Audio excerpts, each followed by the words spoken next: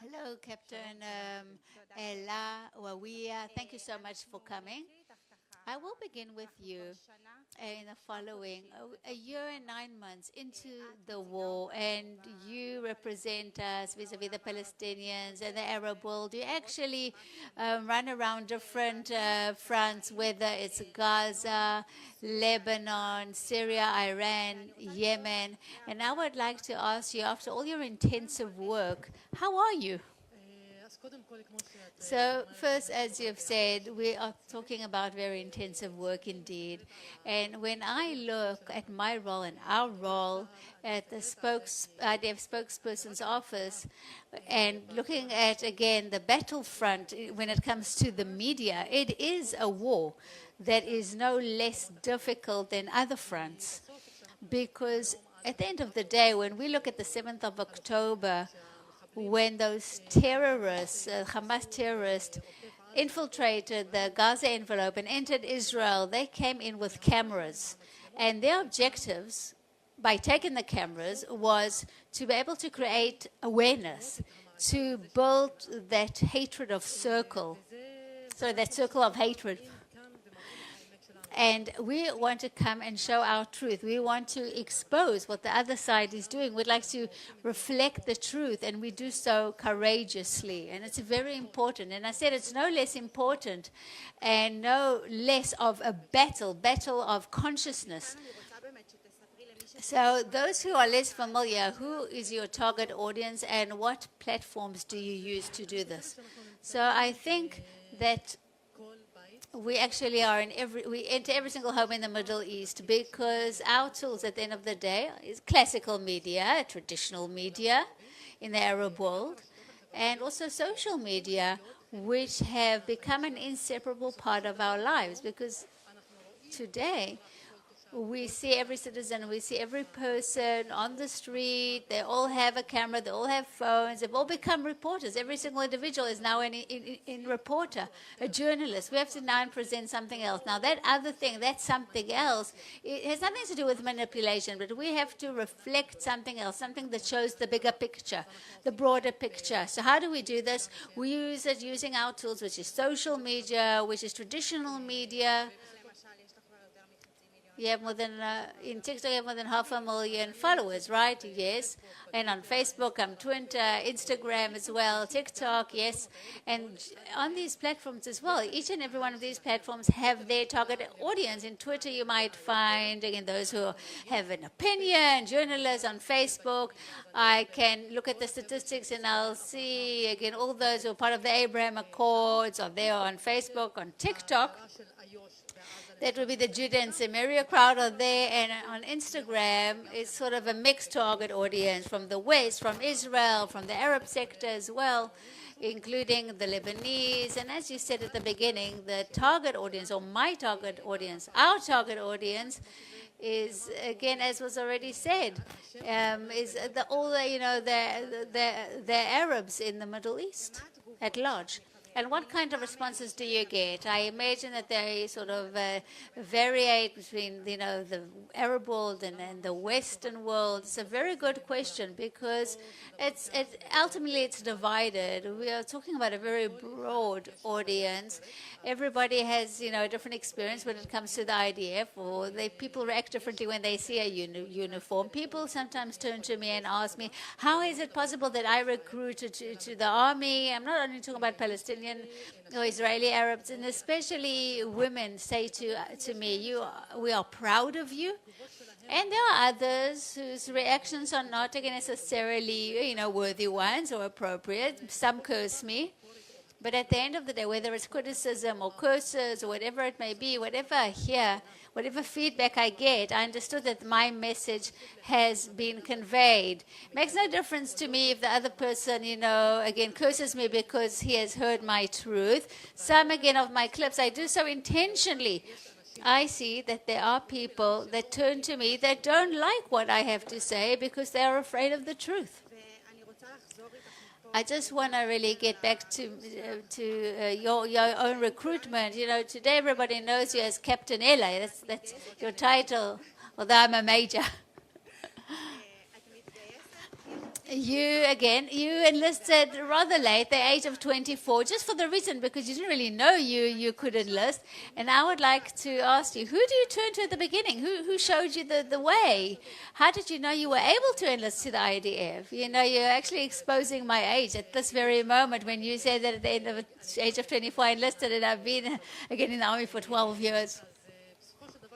So, you know, ultimately, when I did enlist, when I recruited to the IDF, I didn't really have awareness of what military service is. Now, I'm saying this again from the bottom of my heart. I was looking for an identity. I wanted to shape my identity because ultimately where I come from Kalanswa, when I talk about, it's much more than 12 years. It's more than 15 years that I was defined in all sorts of ways. You know, every person sort of defined me as they wished to see me. And at the end of the day, I asked myself many questions about my identity. At the age of 16, I understood that I was Israeli because I got, a blue ID card like every Israeli citizen. So when I wanted to do something beyond and to sort of affiliate myself to society, to a community, I didn't know how to because the internet wasn't like it is today. I started looking for it in different ways. I did national service, yes, in the Meir Hospital in Kfar Saba because I knew that I was able to do that. But at the end of the day, by the way, this is maybe coming full circle, the fact that I'm here at the conference, because I knew that I could sort of recruit again to the army from the 2012 journalism conference in Eilat. I was sat on one of the panels there, and the head of the panel was Polly Mordechai. He was the IDF spokesperson at the time, and Ronnie Daniel of blessed memory. And then I learned that this was possible. And the discussion that took place in that panel turned into this discussion between me and Polly Mordechai. And then I understood that I was able to recruit to the IDF. And I just started moving things forward. I took the efforts on my own, took the steps on my own.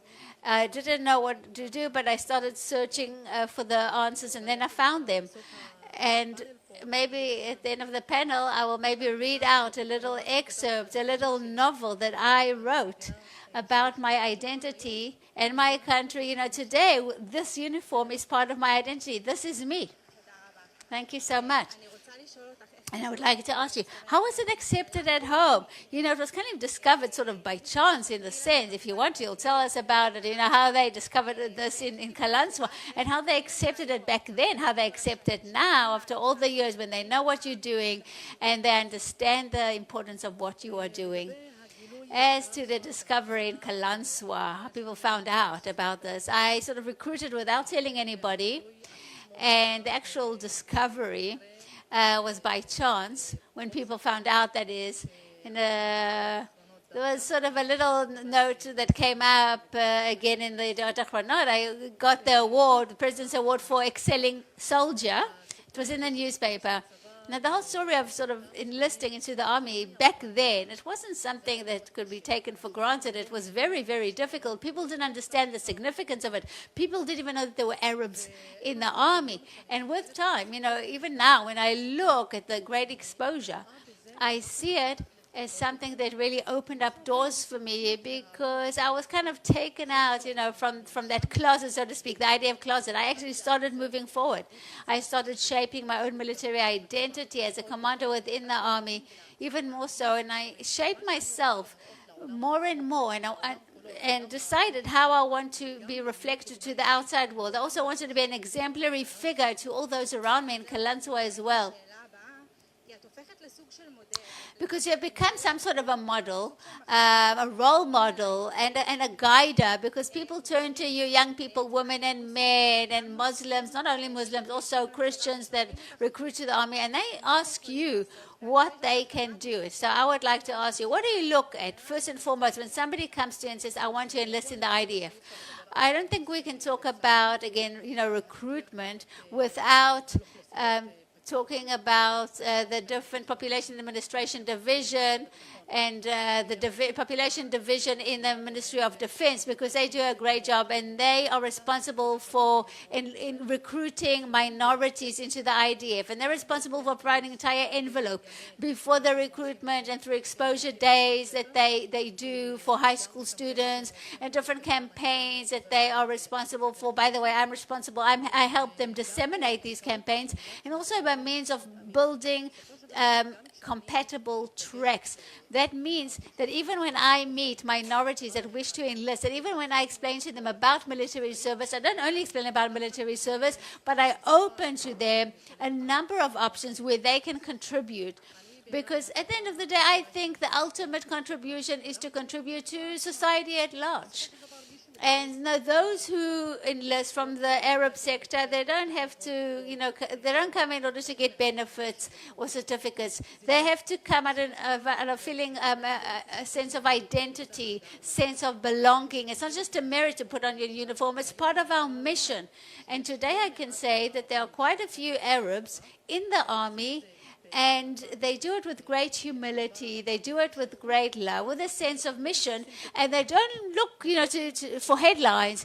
Before I spoke to, a few people from the audience before, and they said to me, we didn't even know that there are women in the army, and definitely Muslims. Do you have numbers?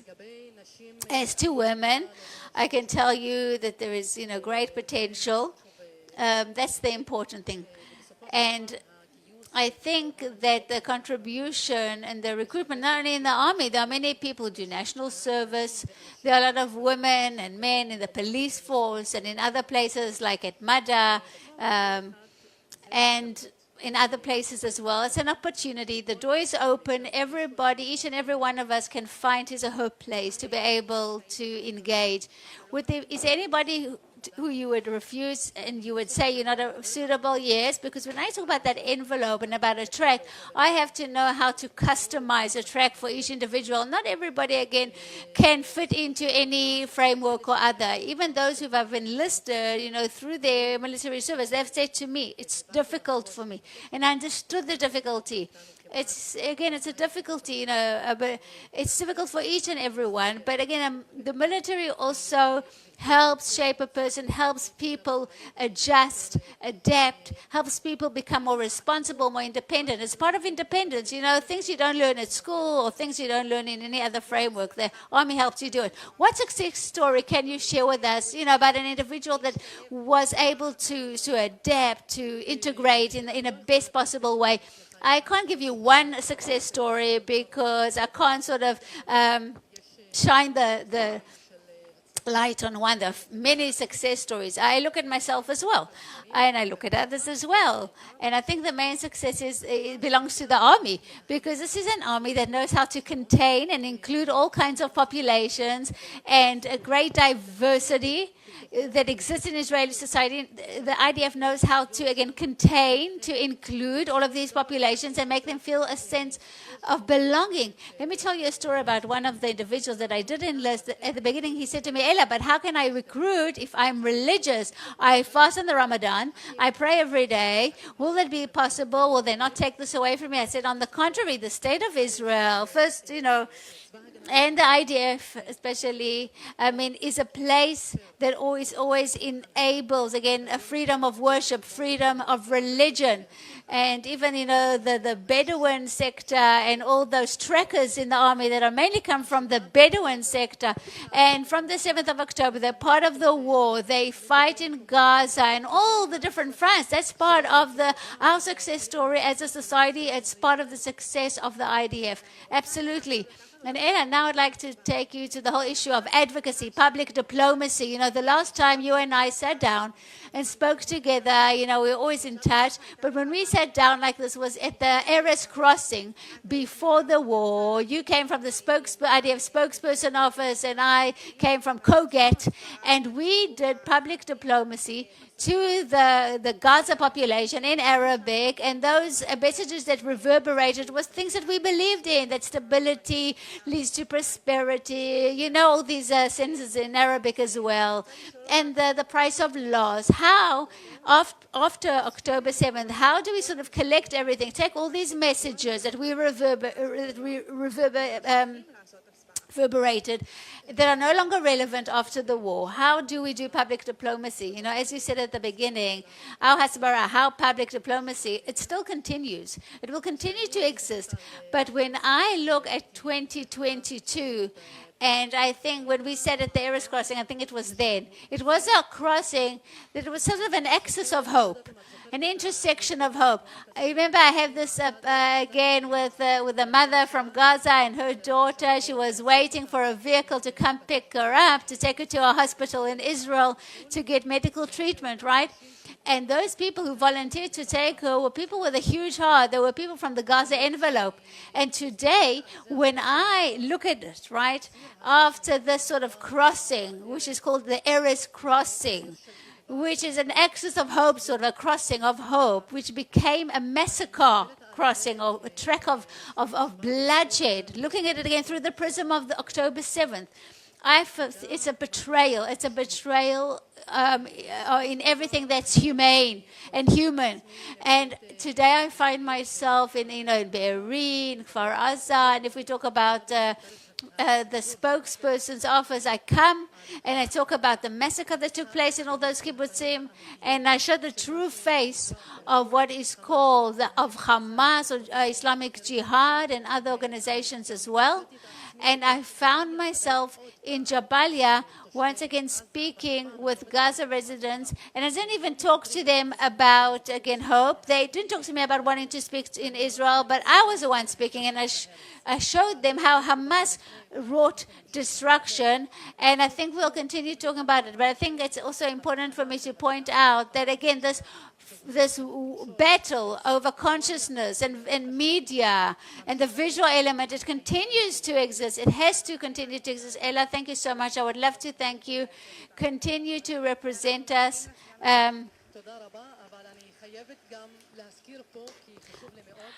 It's